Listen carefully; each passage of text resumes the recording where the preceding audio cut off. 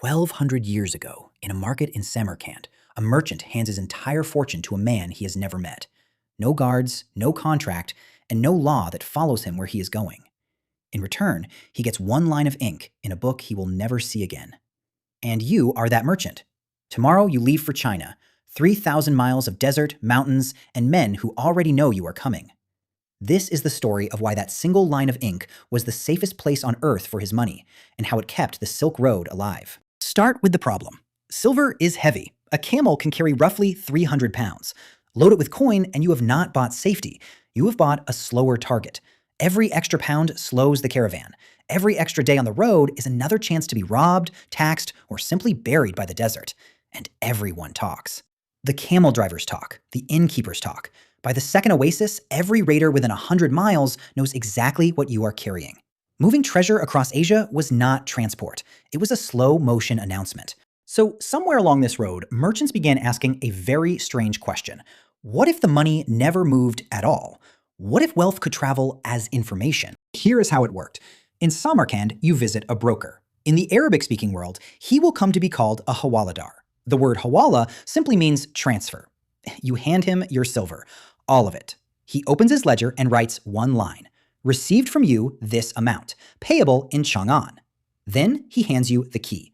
Sometimes a sealed letter, sometimes a spoken code word, sometimes half of a torn note, whose other half is already traveling east to his partner.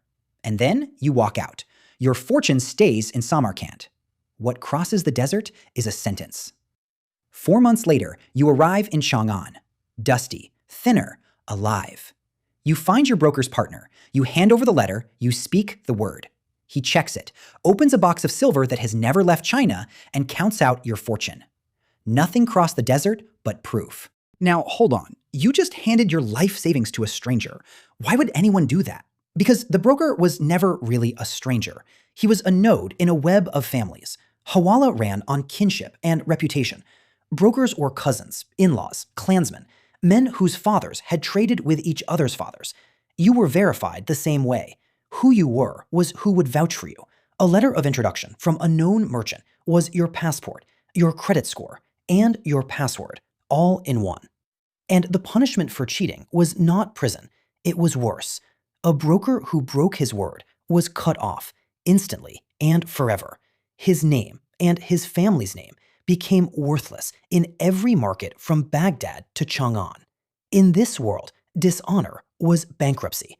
Trust was not a nice idea. It was collateral. But wait, if silver never moves, does the broker in Chang'an not eventually run dry? Here is the quiet genius. Trade flows both ways. While you moved value east, a silk dealer in Chang'an was moving value west. His deposit refills the box you emptied. Debts piled up on both sides of the road, and mostly canceled each other out. Every season or so, the brokers compared books.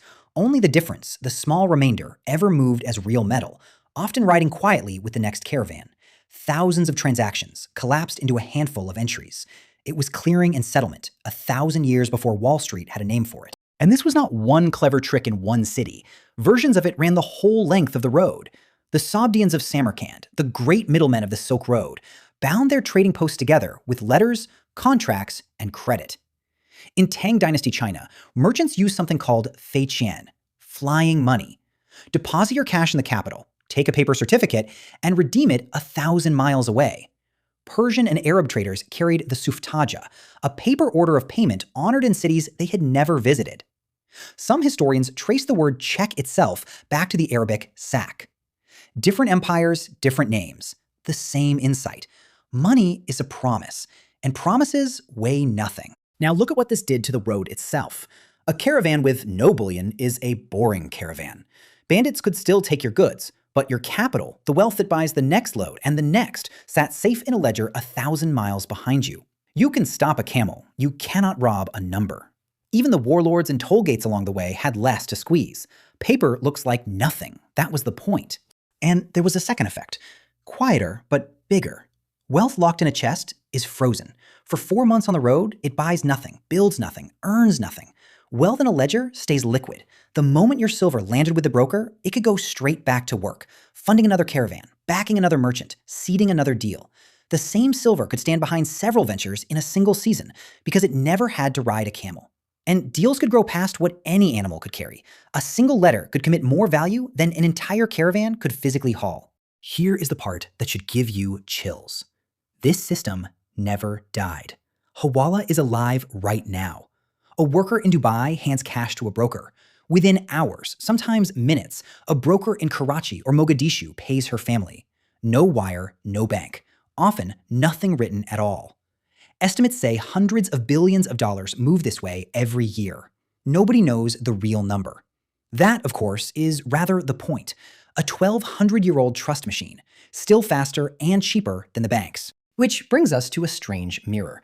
In 2008, an anonymous programmer proposed a currency with no banks, just a shared ledger kept honest by a network of strangers. Sound familiar? But look closer and the two are perfect opposites.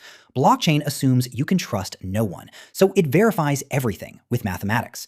Hawala assumed you could verify almost nothing, so it trusted everything to reputation. One replaced trust with proof, the other made trust itself the proof. Both are answers to the same ancient question. How do you move value between strangers across a distance no one can police? So go back to that market in Samarkand. The silver stays behind. The paper moves. For centuries, the world's richest road ran on the least valuable object anyone carried. The silk was worth a fortune. The paper was worth nothing at all. Until you understood what stood behind it. A name, a family, a reputation built over a lifetime and never spent cheaply. We like to think money is the bedrock of commerce. It is not. It never was. Under every coin, every banknote, every number in every ledger, including the ones glowing in your pocket right now, there has only ever been one thing holding it all up. Someone's promise that tomorrow it will still be good. The Silk Road did not run on silk. It ran on the word of people who kept it.